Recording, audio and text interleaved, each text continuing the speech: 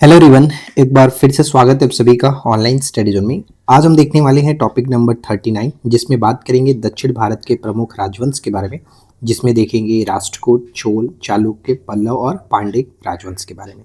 इन सभी पर particular notes आप लोगों को हमने प्रोवाइड कराया हुआ है। अगर आप नोट्स पढ़े हुए तो बहुत अच्छी बात है, रिविजन आपका अच्छे से हो जाएगा। अगर आपने नहीं पढ़ा है तो मैं आपको बता दूं कि अगर आप पढ़ना चाहते हैं, बेहतरीन तरीके से रिवीजन करना चाहते हैं, तो शॉर्ट नोट्स हमने एप्लीकेशन पर प्रोवाइड करा है। आप वहां से जाकर के बाई करके पढ़ सकते हो। ठीक है। रही बात पीडीएफ की, तो ये सभी पीडीएफ हम आपको प्रोवाइड करा देंगे एप्लीकेशन पर ही, पेड बैच में। तो वहां से आप पीडीएफ डाउनलोड करके भी पढ़ सकते हो। तो चलिए फिर स्टार्ट करते हैं। सबसे पहला प्रश्न ये कि किस राष्ट्रकूट शासक ने एलोरा में प्रसिद्ध कैलाश मंदिर का निर्माण कराया था? तो यहाँ पर हो जाएगा ऑप्शन बी, कृष्ण प्रथम, जो कि बिल्कुल करेक्ट आंसर बनेगा। सेकंड प्रश्न आता है कि चोल प्रशासन के संदर्भ में निम्नलिखित कथनों पर विचार करें। तो पहला पॉइंट यहाँ पर ध्यान रखने वाली बात यह है कि और ग्राम स्तर पर एक सामान्य सभा थी जिसमें सभी निवासी शामिल होते थे। यहाँ पर पहला पॉइंट की बात करें तो और चोल काल में सामान्य गांवों की सभा होती थी, जिसमें मुख्य रूप से गांव के वे निवासी शामिल होते थे जो भूमि के स्वामी थे या फिर करदाता थे। तो यहाँ पर एक तरह से कह सकते हैं पॉइंट बिल्कुल करेक्ट हो जाता है।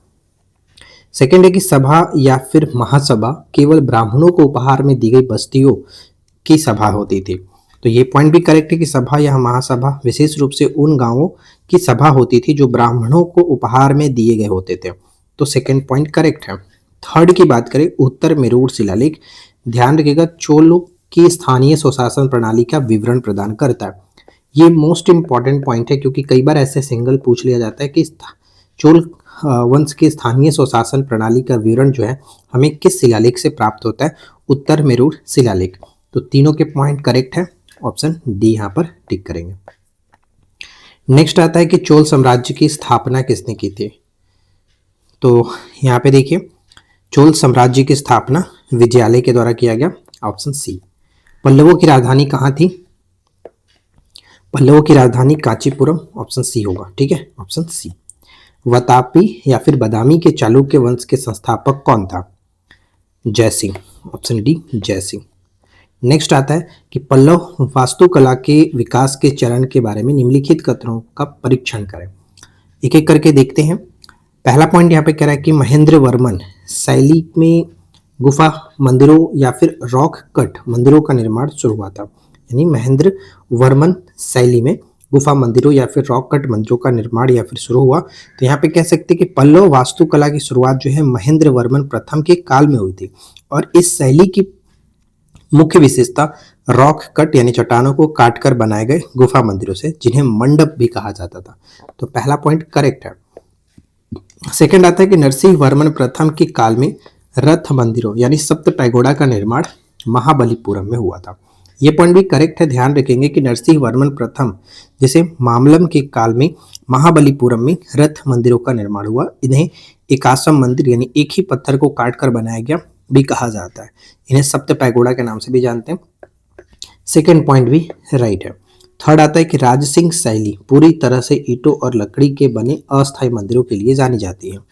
तीसरा पॉइंट यहाँ पर गलत होगा क्योंकि राजसिंह शैली की बात करें, जिसे हम लोग राजसिंह या फिर नरसिंह वर्मन द्वितीय भी कहते हैं, पूरी तरह से पत्थर से बने संरचनात्मक मंदिरों के लिए प्रसिद्ध है, न कि अस्थायी मंदिरों के लिए। महाबलीपुरम का तटीय मंदिर जो हम सोर टेम्पल जानते हैं तमिलनाडु में, और कांची का कैलाशनाथ मंदिर इनके बेहतरीन उदाहरण के रूप में जाने जाते हैं नरसिंह वर्मन द्वितीय के काल में। ठीक है, तो यहाँ से मंदिरों का निर्माण स्वतंत्र रूप से ईंटों और पत्थरों को जोड़ करके शुरू हुआ था, न कि लकड़ी का। तो तीसरा पॉइंट यहाँ पर गलत हो जाता है। तो अगर हमें असत्य के रूप में देखना होगा तो केवल 3 असत्य हैं, यहाँ पे ऑप्शन ए को टिक करेंगे। अगला सवाल, प्रसिद्ध कवि पंपा, पोन और रन्ना किस वंश के शासकों के संरक्षण में थे? तो यहाँ पे करेक्ट होगा राष्ट्रकूट, ऑप्शन सी राष्ट्रकूट। किस चोल राजा ने जल सेना यानी नौसेना प्रारंभ की थी? तो यहाँ पे हो जाएगा राजराज प्रथम। नेक्स्ट है कि निम्नलिखित कथनों पर विचार करें। राष्ट्रकूटों ने कविराज मार्ग की रचना की थी। तो यहाँ पे ध्यान देने वाली बात यह है कि राष्ट्रकूट राजा अमोघ वर्ष प्रथम ने कन्नड़ भाषा में प्रसिद्ध ग्रंथ कविराज मार्ग की रचना की थी।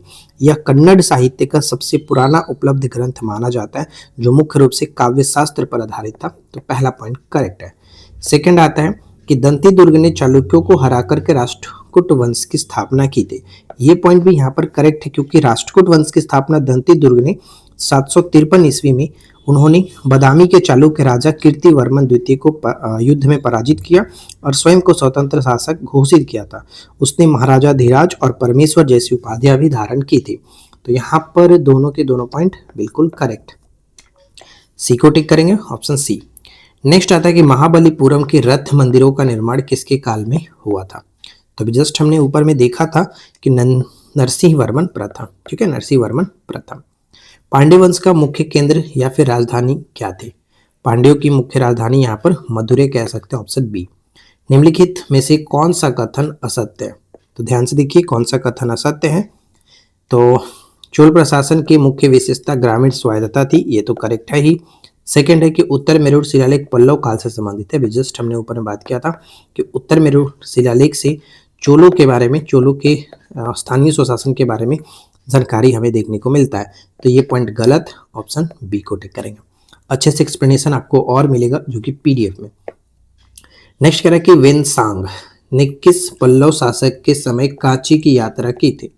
तो यहाँ पर याद रखेंगे ये नरसिंह वर्मन प्रथम के समय में जो कि आया था, यात्रा की थी। राष्ट्रकूट वंश के संदर्भ में निम्नलिखित कथनों पर विचार करें। राष्ट्रकूट वंश के संबंध में पहला पॉइंट है कि दंती दुर्ग ने चालुक्य शासक कीर्तिवर्मन द्वितीय को हरा करके इस वंश की स्थापना की, पॉइंट बिल्कुल करेक्ट।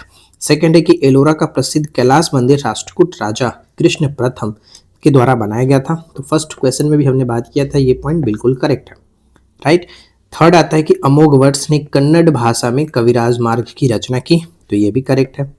तीनों के तीनों point correct, option C. Tanjore के बृहदेश्वर मंदिर का निर्माण किसने कराया था। तो ये राज प्रथम ने कराया, बहुत इंपॉर्टेंट है, बार बार पूछा जाता है। पुलकेशिन द्वितीय ने किस उत्तर भारतीय शासक को नर्मदा नदी के तट पर हराया था। और वो थे, ध्यान रखेंगे, हर्षवर्धन, ठीक है, हर्षवर्धन। मत्तविलास प्रसन्न नामक नाटक की रचना किसने की थी। मत्तविलास प्रसन्न नामक नाटक की रचना किसने की है, महेंद्र वर्मन प्रथम, ऑप्शन बी। बदामी के चालुक्यों के संबंध में निम्नलिखित कथनों पर विचार करें। क्या कह रहा है, पुलकेशिन द्वितीय ने उत्तर भारतीय शासक हर्षवर्धन को नर्मदा नदी के तट पर पराजित किया था, ये तो करेक्ट है ही। सेकेंड पॉइंट की बात करें तो ऐहोल शिलालेख की रचना उनके दरबारी कवि रवि कीर्ति के द्वारा की गई थी, ये भी बिल्कुल करेक्ट है, कोई दिक्कत नहीं, संस्कृत भाषा में किया गया था। अच्छा, तीसरा पॉइंट आता है कि पुलकेशिन द्वितीय ने अंततः पल्लव राजा नरसिंह वर्मन प्रथम को पराजित कर उसकी हत्या कर दी थी। यहाँ पर यह पॉइंट गलत होगा क्योंकि वास्तव में ये घटना इसके विपरीत हुआ था, क्योंकि पल्लव शासक नरसिंह वर्मन प्रथम ने पुलकेशिन द्वितीय को हराया था, ठीक है। 642 ईस्वी में बदामी पर अधिकार कर लिया और इस युद्ध में पुलकेशिन द्वितीय की मृत्यु हो गई थी। और इस विजय के बाद नरसिंह वर्मन प्रथम ने वातापीकोड की उपाधि धारण की थी, मतलब वातापी का विजेता की उपाधि धारण की थी। तो तीसरा पॉइंट तो यहाँ पर गलत है, असत्य के रूप में देखना था, केवल 3 यहाँ पर करेक्ट है, ऑप्शन बी। नेक्स्ट आता है कि गंगईकोट चोलपुरम शहर की स्थापना किसने की थी। इसकी स्थापना राजेंद्र प्रथम ने किया है, ऑप्शन बी। किस मंदिर को राज सिंधेश्वर मंदिर के नाम से भी जाना जाता है। तो कांची का कैलाशनाथ मंदिर, ठीक है, कांची का कैलाशनाथ मंदिर। चोल काल में कलंजू क्या था। तो चोल काल में कलंजू सोने का सिक्का हुआ करता था, तो ये यहाँ पर करेक्ट है। चोलों को समुद्री शक्ति और विस्तार के बारे में कथनों पर विचार करें।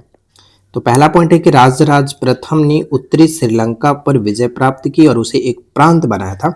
तो ये पॉइंट यहाँ पर बिल्कुल करेक्ट है, कोई दिक्कत नहीं है, क्योंकि राजराज प्रथम ने श्रीलंका के उत्तरी भाग पर आक्रमण कर उसे जीता और उसे चोल साम्राज्य का एक प्रांत बनाया जिसका नाम दिया था मुंडी चोल मंडलम, ठीक है।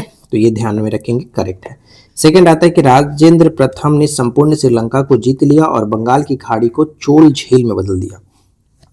राजेंद्र प्रथम ने अपने पिता की विजय को आगे बढ़ाते हुए संपूर्ण श्रीलंका को जीता और उसकी शक्तिशाली नौसेना के कारण बंगाल की खाड़ी का प्रभाव इतना बढ़ गया कि इसे चोल झील कहे जाने लगा। तो सेकंड पॉइंट करेक्ट है। थर्ड आते हैं, श्री विजय साम्राज्य के विरुद्ध राजेंद्र प्रथम का नौसैनिक अभियान व्यापारिक मार्गों पर नियंत्रण हेतु था।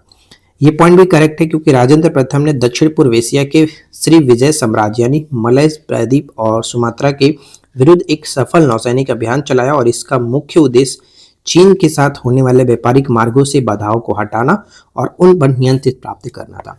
तो तीनों के तीनों पॉइंट करेक्ट है। सही विकल्प के रूप में 1, 2, 3 ऑप्शन डी। राष्ट्रकूटों की राजधानी क्या थी?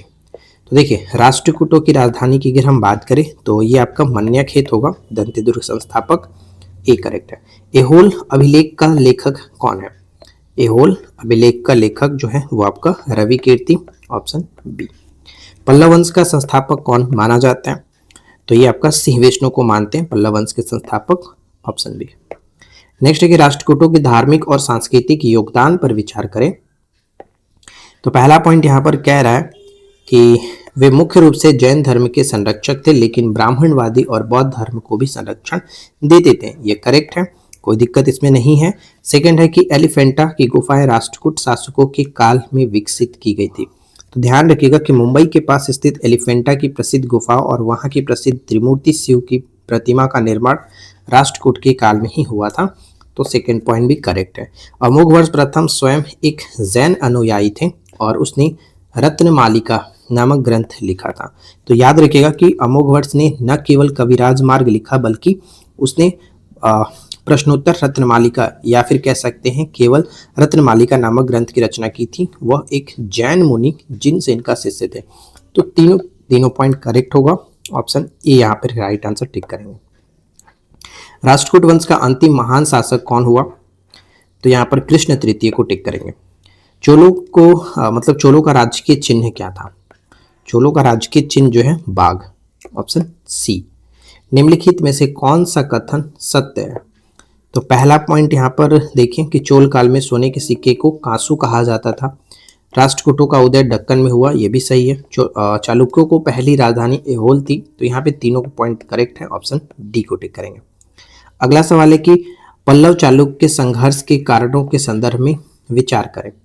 तो यहाँ पे पहला पॉइंट ये कह रहा है कि दोनों राजवंश उपजाऊ कृष्णा और तुंगभद्रा दोहाब क्षेत्र पर नियंत्रण चाहते थे। तो यहाँ पर देखिए राइट है कि पल्लवों और चालुक्यों के बीच संघर्ष का सबसे मुख्य भौगोलिक जो कारण था वो है कृष्णा और तुंगभद्रा नदियों के बीच की जो उपजाऊ दोहाब क्षेत्र था, जिसे रायचूर दोहाब भी कहा जाता है। दोनों साम्राज्य इस समृद्ध भूमि पर अपना आधिपत्य चाहते थे। तो पहला पॉइंट राइट है। सेकंड है कि पल्लवों ने अपनी राजधानी बदामी से कांची स्थानांतरित करने का प्रयास किया था।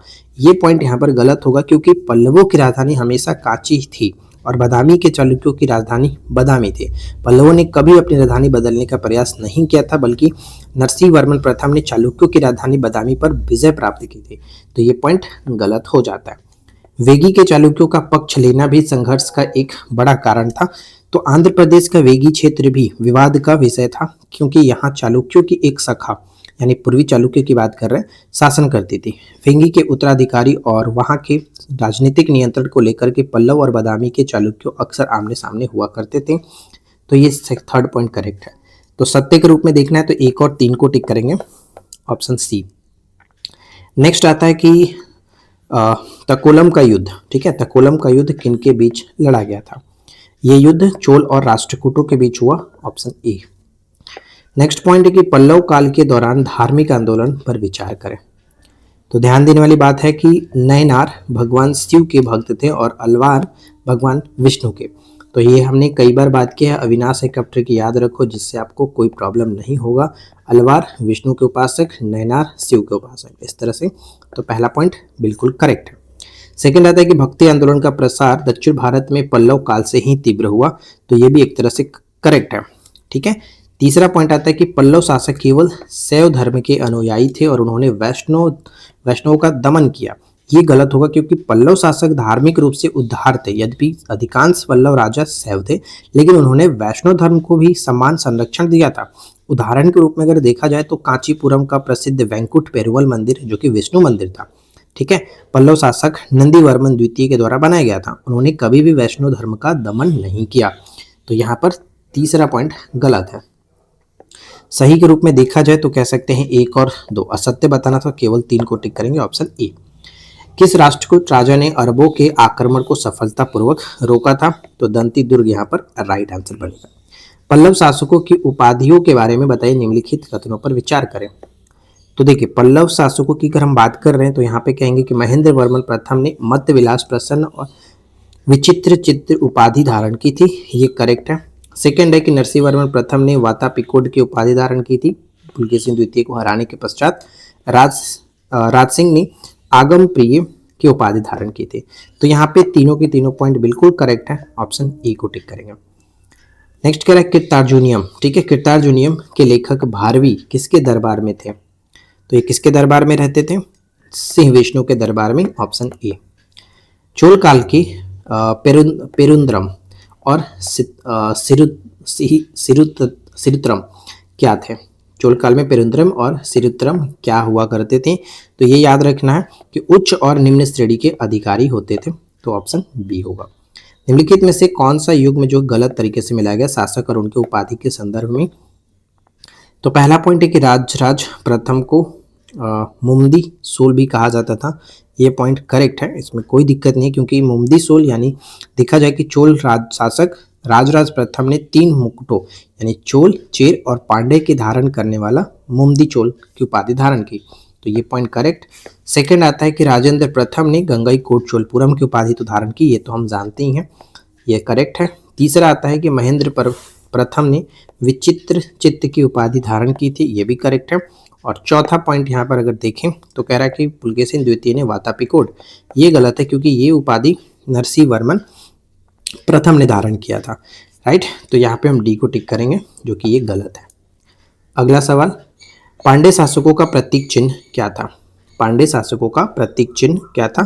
तो ऑप्शन हम यहाँ पर बी को टिक करेंगे, मछली, पांडे मछली, ठीक है। पांडु वैसे भी आप महाभारत में देखते हैं पांडव जो थे मछली से संबंध रखते हैं, क्योंकि अर्जुन मछली की आंख में ही तो तीर मारते हैं। निम्नलिखित कथनों पर विचार करें। पहला है कि पल्लवों ने रथ मंदिरों की परंपरा शुरू की थी, बिल्कुल करेक्ट है कि दक्षिण भारत में रथ मंदिरों यानी 81 मंदिर के निर्माण की जो परंपरा है वो पल्लव शासक नरसिंह वर्मन प्रथम के शुरुआत किया गया, तो करेक्ट है। सेकंड है कि एलोरा की गुफाएं राष्ट्रकूटों के द्वारा संरक्षित थी, ये भी करेक्ट है, हमने ऑलरेडी ऊपर में बात किया था। तो कौन सा कथन सही होगा? 1 और 2 दोनों सही है। ये सभी के बारे में अच्छे से आपको एक्सप्लेनेशन और भी बेहतरीन तरीके से डिटेल में मिलेगा पीडीएफ में। सुदूर दक्षिण के किस राज्य का उल्लेख अशोक के शिलालेखों में नहीं मिलता है? तो ये आपका पल्लवों के बारे में नहीं मिलता है, ठीक है, पल्लवों के बारे में अशोक के शिलालेखों में नहीं है। चोल प्रशासन में नाडु क्या था? तो नाडु एक जिला होता था, इसके बारे में और अच्छे तरीके से डिटेल में बताया था नोट्स में, आप नोट्स पढ़ लेना। राष्ट्रकूट काल में प्रशासन की इकाइयों का सही क्रम बड़े से छोटे में क्या था? तो देखिए राष्ट्रकूट काल में प्रशासन की इकाइयों का अगर क्रम देखा जाए तो यहाँ पे कह सकते हैं कि पहले तो मंडलम था, फिर उसके बाद विषय होता था, फिर उसके बाद यहाँ पर कह सकते थे भुक्ति और ग्राम, यहाँ पर टोटल मिलाकर इस तरह से क्रम बनेगा, तो करेक्ट आंसर ऑप्शन ए हो जाएगा, ठीक है।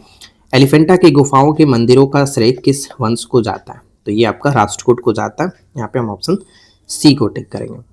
नेक्स्ट आता है कि त्रिपक्षीय संघर्ष के दौरान राष्ट्रकूटों की भूमिका पर विचार करें।